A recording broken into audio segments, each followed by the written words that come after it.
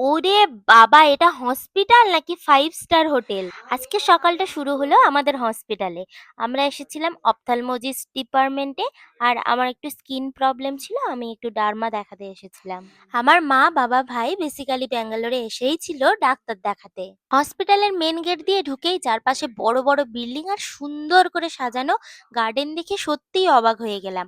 এত পরিপাটি পরিবেশ যে দেখে বোঝার উপায়ই নেই এখানে মানুষ অসুস্থতা, ইনফেকশন কিংবা সার্জারি করাতে আসে। এন্ট্রি নিতেই সামনে অ্যাস্থেটিক একটা ঝাড়বাতি, ওয়ালে মেমেন্টো, আর ফার্স্ট ফ্লোরে ওঠার মুখেও আরো একটা সুন্দর ঝাড়বাতি। ওয়াশরুম থেকে ওয়ার্ড প্রতিটা কর্নার এতটাই পরিষ্কার পরিচ্ছন্ন।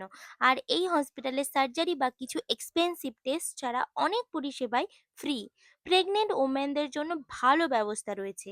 আর হ্যাঁ, এটা কিন্তু গভর্নমেন্ট হসপিটাল নয়, এটা শুধু হসপিটাল নয়, এটা একটা মেডিকেল কলেজও। প্রত্যেকটা ডিপার্টমেন্ট সুদক্ষ ডাক্তারে ঠাসা। বাড়ি ফিরে একটা লার্জ পিৎজা আর চিকেন উইংস দিয়ে আজকে দিনটা শেষ করলাম।